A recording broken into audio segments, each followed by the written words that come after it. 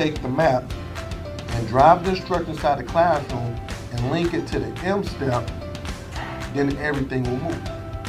You see it? Ladies, third grade teachers, could you tell me, how do you think this professional development was for you today? Easy. It was productive. It was exciting. We will never leave Mr. Hurt's advising. Because the schools that I've worked with, the teachers I've worked with, their scores just go through the roof, because what I do is I talk about practical stuff that's practical. Because I'm a former teacher and also I'm a principal, so I'm gonna be telling you guys things that I know will work in your classroom.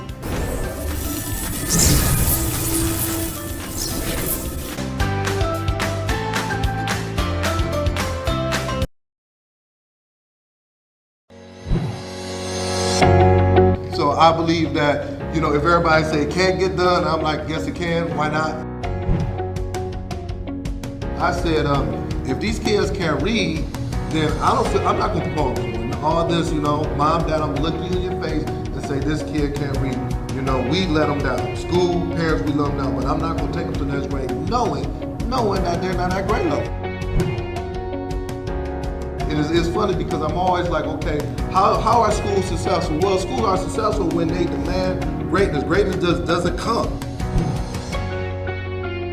We're about to make history. We're about to learn. We're about to grow. We're about to make history. And then, mark my words, it's going to be other school districts, other places around it that's going to be doing this thing. We're going to be the first model. And I'm speaking that into existence, okay?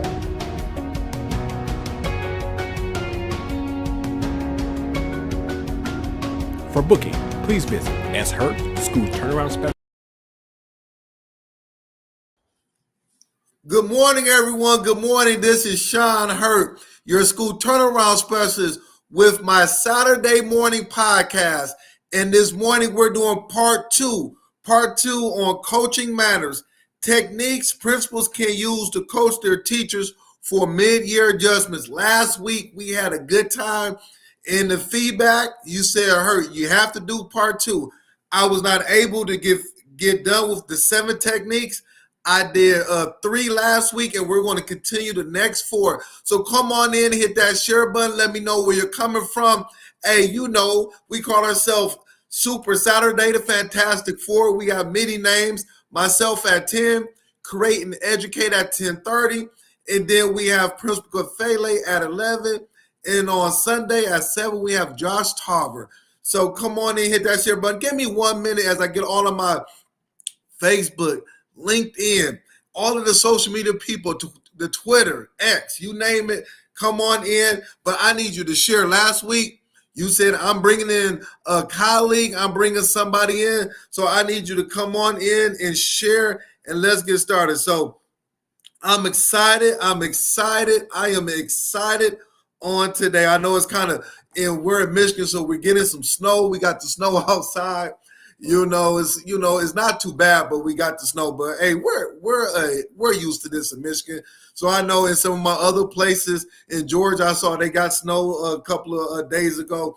So hey, we're just enjoying ourselves. So get that pencil and paper out. Let me see who's rocking with me. Let me get a couple more shares, and I want to see who is rocking with me, who is coming to support your good friend, the turnaround specialist. We got a good episode on today. All right, I cannot wait. Let me see who out there. Who's out there? You say you're gonna rock with me. Let's see who you are. All right, let me see on the chat. Okay, here we go. All right. I have Miss September Vance Daniels. Good morning to you. I got my good friend Marcus Scott. Good morning to you. Salute to you, my good brother. Oh, I got Mrs. T. Lavin. You know who you are. You know, never put your name out there, but it's good seeing you. Good morning to you. I got Mr. David Bell from Benton Harbor. Good morning. Oh, Miss Flowers. Good morning to you from Brunswick, Georgia. Good morning to you. I can't wait to get back out there. Good morning to you, my good sister, Dr. Houston. Good morning to you, Miss Jeter from Illinois. She down the street, so she probably got the same weather we got The snow. Good morning to you, Miss Kennedy. You know it's always a pleasure. She got the same weather. She in Michigan. She got the snow. Some people like it. I'm cool with it, but when I got the shoveling and driving it, that's not too good. I tell you, that's not too good. Good morning to you, Crystal Wallace from North Carolina, Myrtle Beach. I need to be down in Myrtle Beach, Dr. Wallace. I need to be down there in Myrtle Beach getting some good weather. Good morning to you, Miss Jasmine Harris. I'm praying for you, Miss Jasmine Harris, and out of California. I'm gonna talk about that a little bit, but I just want to let you know I am praying for you, Miss Jasmine Harris. Good morning to you, Josh Tarver. Salute to you. I know, Josh Tarver, you've been watching those football games. Who you got? Who do you got between Ohio State and Notre Dame, Josh Tarver? Who you got, buddy? Who do you have?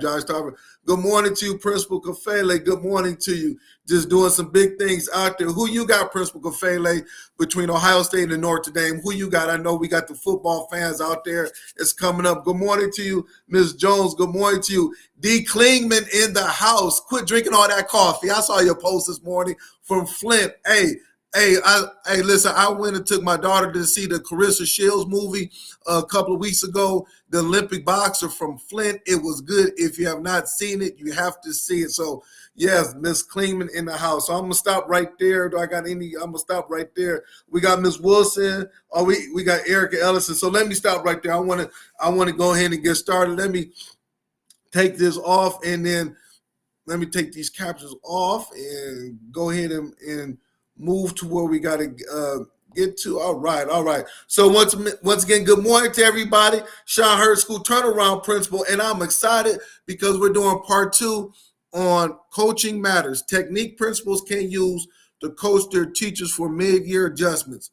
But before we get into my topic, last week we had a good time. You know, I always ask the question, what is one thing that is keeping you up at night? What is the one thing that is keeping you up at night as an educator? I always ask that question. For me, it's a lot of things, but for me is like I said last week, we have 3 months and 13 weeks into the state test. So all of the schools, no matter if you like it or don't like it, it will be coming up in April. So this is the time, that's why I'm talking about it, that we make our mid-year adjustments, that we really sit down with our team, with our staff, with the district and say, okay, where are we at and what adjustments do we need to make in order to prepare the teachers, the students, everybody for the April state test. This is the most important time in the school. Not the end. At the end, it's too late, but we're talking about now when you can still make the adjustments. And I'm going to talk about that. So that's what's keeping me up at night. Do we have principals and superintendents and district leaders actually sitting down and taking time to make mid-year adjustments? So I'm going to talk about what we need to do. So that's keeping me up at night. What are some of the things that is keeping you up at night as an educator? Just put it in the chat, everybody. We call this a big professional learning community. Please put it in the chat. What is one thing that's keeping you up at night as an educator? All right. The other thing is that before I get into what I want to talk about, I want to pray for, is a lot of things, but I've been seeing what's happening in California. So I want to lift up all of my friends, all of my colleagues, anybody that's been affected by the wildfire in California. I'm praying for you. I've been looking at it. I've been seeing different commentary on social media, but I'm praying for you. I was thinking about you, Jasmine Allen, because I know you are so faithful. Thinking about you, I am. I'm glad that things are fine for you. Hopefully, things are fine for you. But I'm just praying, please. I'm praying for that. So anybody that's been affected, I am sincerely praying for you. The other thing that I'm praying for, and then you say, "Hurt, you praying for a lot?" Yes, because there's been a lot of things that's been on my heart this week. I'm praying for the health of everybody. On this podcast, for the last couple of years, you guys have been really like your family. Whenever I think about different things that's happening in your state, always thinking about, How is Dr. Jeter's being affected? How's Principal Kofele being affected if something happened in New Jersey? South Carolina, Dr. Taylor and Dr. Houston. We got Josh Tarver down in Texas. We got all my friends in North Carolina. You name it. I got Principal Flowers and all my friends down in Alabama. All these people, when I think about things that's happening, I'm always thinking about you guys. But also with that, life is very, you could be here one day and then it could be a tragedy that happens and you might not be here. So I just wanted to say, making sure that you're keeping your health straight, making sure that, if there's anything bothering you, don't hold it in. You don't want that stress. Just making sure that things are fine with you. Okay. So I just want to just pray for the health, the physical health, and also the mental health, because mental health is something else. We talk about all of the times with our teachers, with our students, but what about our family here on my Facebook page? What about our family here? I want to make sure that everybody's fine. So I just want to, I've been thinking about that this whole week as I've been looking at the news, as I've been certain things been happening in my community that I've been looking at, and just saying that, just praying for you, your family, your extended family. And if you're going through anything, please do not throw in a towel, release it, think about it. And even if you need to call me, I'm open. I'm really open. I'm not a therapist or anything like that. But, if you need to talk to somebody, because talking is always good. So I just wanted to share that. But I'm just, thank God, Ms. Jasmine Allen, you're good. Thank you. And anybody else that's going through things, listen, God woke you up this morning. You're able to move around. You're able to do what you got to do. So thank you very much. All right. So with that being said, I got hit that share button. Let me know where you're coming from, and we're going to get started. And now I'm talking about 7 techniques principals can use to coach their teachers for mid-year adjustments. So I got my notes right here. Look, front and back with my pencil. So you need the techniques. What are the techniques? Last week, I talked about 3 of them, and I'm going to go 4 through 7. This is the most important time in a school. If you don't listen to me no other time, this is the most important time. This week, we had millions of educators that came back to school. School started this week for a lot of folks. Now, you have to put the plan in place in order to make your mid-year adjustments so you can move forward as a school. You cannot do it at the end of the year. It is too late. So if we use football as an analogy, you just got back from halftime. This is the third quarter. The third quarter is the most important quarter in football. You got back from halftime and it's tied up. Think about the football game last night between Ohio State and Texas. It was tied up at halftime, 14-14. Both coaches went into the locker room to talk to their football team, to talk to everybody. Both coaches left out of halftime, got back on the field. Ohio State made the right adjustments to win the game. That's why they going to the championship. They made the right adjustments. It was tied up, and at the end of the game, Ohio State won 28-14. Well, Herb, what does that mean to me as a principal, as a superintendent? Now it is third quarter. You have to make the adjustments. So now I'm going to tell you what you need to talk to your team about coming out of halftime. All right. And if you missed last week, tune in last week, but I'm going to jump in it. Number four. Now you're talking to your team. Number 4, you need to look at feedback and reflections. Write it down. Feedback and reflections. The first part of feedback and reflections is constructive feedback.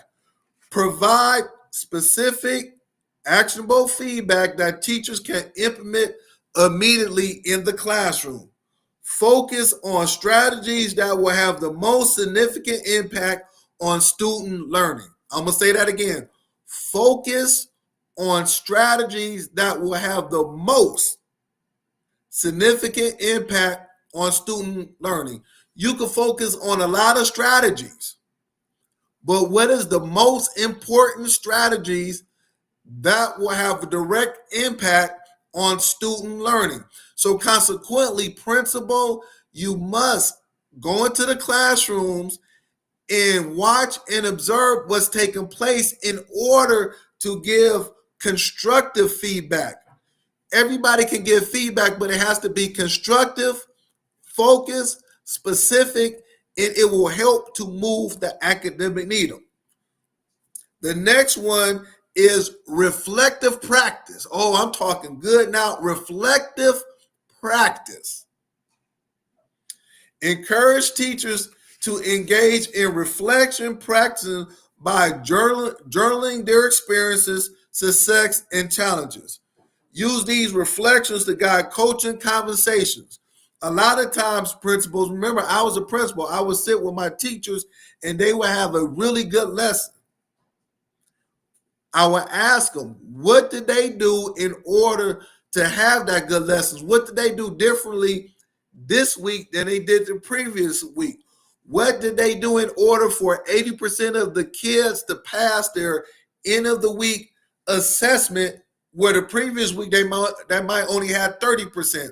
What did you do so we can replicate success ongoing? A lot of times, talk to me, y'all, teachers. A lot of times we will have success, but we don't know how to replicate it. We don't know how to do it over and over and over again. And that's something that we got to do. So when I was a principal, not only did I write what I saw as I observed, but I would take my phone sometimes and I would ask permission. Teacher X, can I videotape about 5 minutes of your lesson? It's not to critique, it's not to whatever, but then I want you to see how good that you're teaching so you can replicate it in your classroom, but not only in your classroom. And Ms. Kennedy will tell you, I love when Ms. Kennedy and my former teachers jump on because everything I'm saying, they can amen it. They will tell you that we will also watch videos of our teachers in our staff meetings because the teachers needed to see what quality teaching looked like, and not from somebody that was in another state, another school, or kids that looked like them, but from a teacher that was right down the hall, had the same kids that you taught, and was able to do small group learning. Transitions was less than 30 seconds, was able to keep the kids engaged, was able to have the kids to be able to have a DOK 2 or 3, and then not just a DOK 1. They needed to see that, and when they saw that, they was able to replicate success. I'm gonna stop right there. Yes, Principal Kafele. How do you replicate this? Replicate it. A lot of times we'll do it. It's sort of like when you're doing something and you're like, man, I did a good job speaking. I did a good job. Now you want to do it over again. But a lot of times we just say, hey, I was just in a zone. It is nothing wrong with being in a zone, but like replicate it. What did you do the night before? Well, I got 9 hours of sleep. Okay, good. What did you eat? Well, I ate this, that, and the third. Okay, good. And then when I got up that morning, I exercised. And then from there, I prepared for 3 hours. And that's why I was able to do what I did. So now you can be able to do it over and over and over again. How do you replicate quality teaching in your school? It's one thing to write it down, but if I can see it, if I can actually see it, then I can go ahead and implement it in my classroom. Feedback and reflections. Next one. Stay with me. How does this sound? Very effective practice. Yes.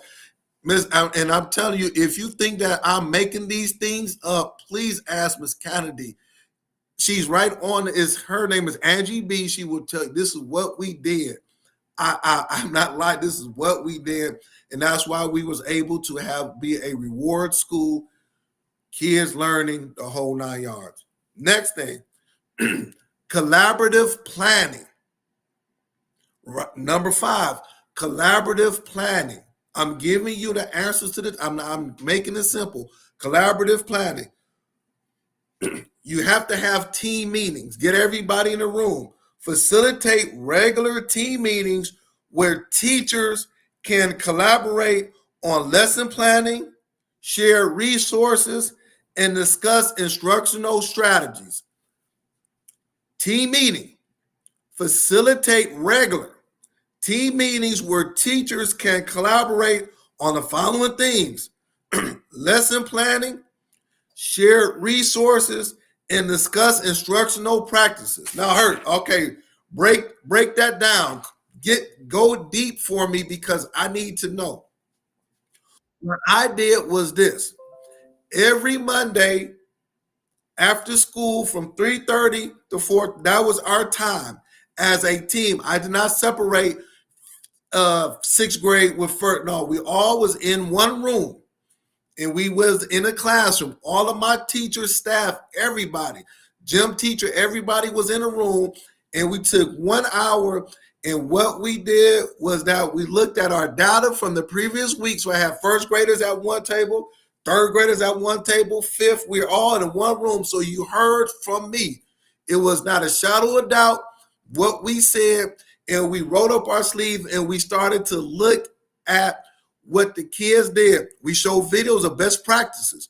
We looked at our assessment from the previous week because all of my teachers took assessment. We sat down and we talked about it, and I gave them time to share among their colleagues. And not only grade level, but follow me very closely. We also did cross-grade collaboration because everybody was in the room. So now we're talking, we're moving around, we're saying, hey, that math lesson you did, what did you do? I use manipulatives. Hey, my English teachers, what did you do to get the kids to write, be engaged? These are the books we shared. This is what we talked about. This is how we was able to move around, the whole 9 yards. So our PLC was a for real PLC with everybody in there. Once again, how do you make mid-year adjustments? Collaborative planning. Collaborative planning. You do not plan with just half of your team. At halftime in that football game, the offense, the defense, the special team, the coaches was all in one room talking about making mid-year adjustments. How can you make mid-year adjustments when you have separated your staff? Oh, gym teacher, music teacher, you don't got to be in a meeting because you're special. You teach gym and music.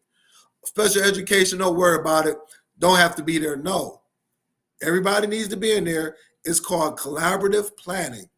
I need you, principal, this week to look at your schedule and to say, when do I have everybody in my building? I got 80 people. When do you have all 80 in one room to hear from you and to walk, collaborate, look at things together?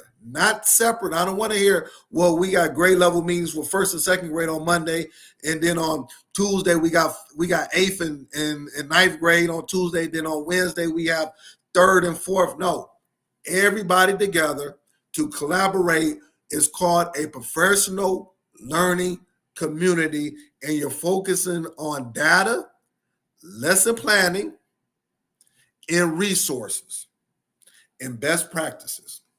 I'm letting you know what to focus on. Do not do anything else.